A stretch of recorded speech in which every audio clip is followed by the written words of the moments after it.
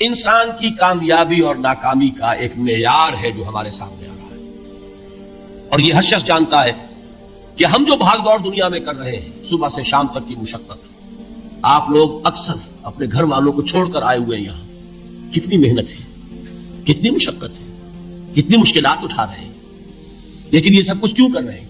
کامیابی کے حصول کے لیے۔ البتہ کامیابی کے معیارات ہیں، ہمارے ذہنوں میں جو معیارات بیٹھے ہوئے ہیں وہ کیا ہے؟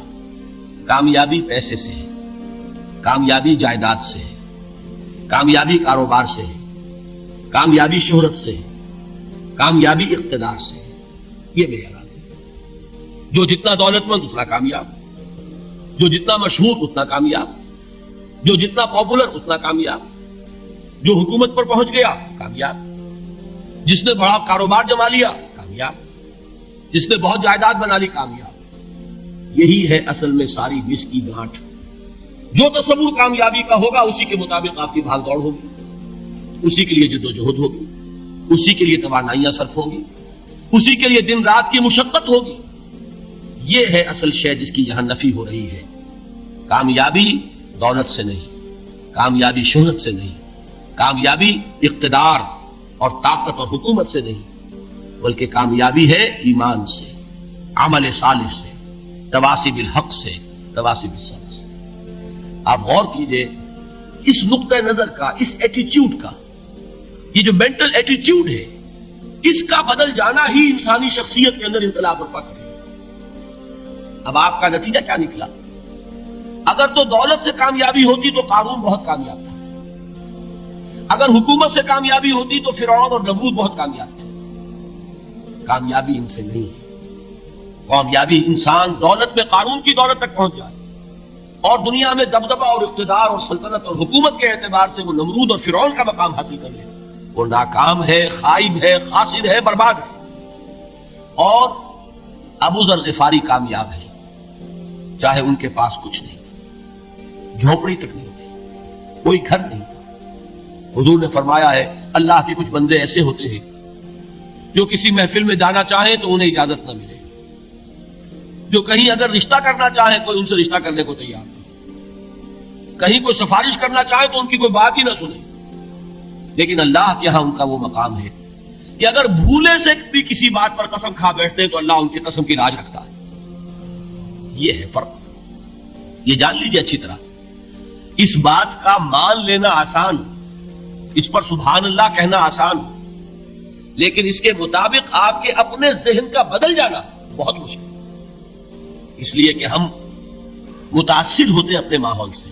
وہ بڑا محل ہے، دیکھ کر ایک دفعہ جھرجھری آتی ہے، وہ بڑی سی 20 فٹ لمبی کار سناٹے کے ساتھ آپ کے پاس سے گزر گئی، ایک دفعہ اعصاب کے اندر ارتعاش ہوتا ہے، محسوس ہوتا ہے بڑے یہ نصیبے والے لوگ ہیں، بڑے خوش نصیب، بڑے کامیاب، حالانکہ کچھ معلوم نہیں کہ یہی سب سے بڑی بد نصیبی ہو سکتا ہے کہ یہی سب سے بڑی ناکامی ہو۔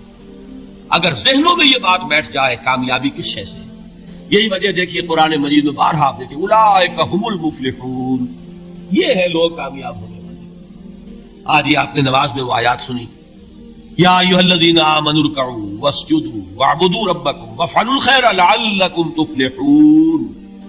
اے ایمان والو، رکوع کرو، سجدہ کرو، اپنے رب کی پرستش اور بندگی کرو اور اچھے کام کرو تاکہ تم کامیاب ہو جاؤ۔ تو کامیابی کن چیزوں سے ہے؟ یہ ہے سب سے بڑا سبق۔ یہ ہمارے دل میں اگر بات بیٹھ جائے، ٹھک جائے، تو زندگی بدل جائے گی، صبح و شام بدل جائیں گے، نقشے بدل جائیں گے، بھاگ دوڑ کا رنگ بدل جائے گا، ویلیو سٹرکچر بدل جائے گا۔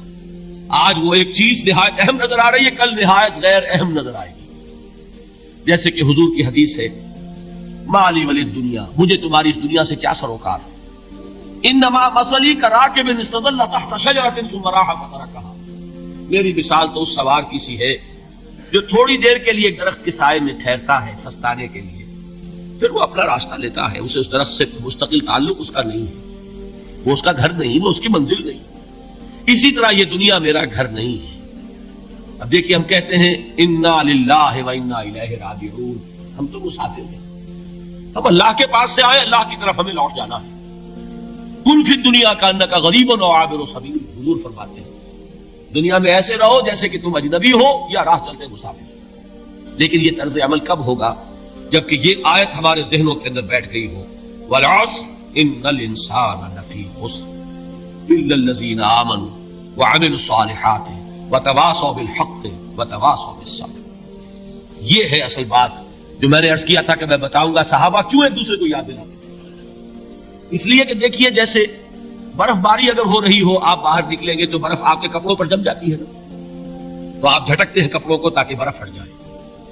ہمارے ایمان پر اس دنیا میں رہتے ہوئے جب ہم متاثر ہوتے ہیں ماحول سے تو گردہ آ جاتا ہے، برف پڑ جاتی ہے، اس کو جھٹکتے رہنے کی ضرورت ہے. اور وہ جھٹکنے کی بہترین اور مؤثر ترین شکل یہی ہے کہ یاد رکھو کامیابی ان چیزوں سے نہیں ہے. چمک دمک جو ہے دنیا کی، یہ ساری چمک دمک جو تمہیں رجھا رہی ہے، جو تمہیں اپنے اندر گم کیے ہوئے، یہ لفظ گم پر اقبال کا وہ شعر یاد آ گیا کہ کافر کی یہ پہچان کے آفاق میں گم ہے اور مومن کی یہ پہچان کے گم اس میں ہے آفاق. تم گم نہ ہو کر رہ جاؤ، اس میں مبہوت نہ ہو کر رہ جاؤ، مرعوب نہ ہو کر رہ جاؤ. دنیا ہی کی محبت تمہارے اوپر ڈیرے نہ ڈال دے، تمہارے دلوں کے اوپر مسلط نہ ہو جائے.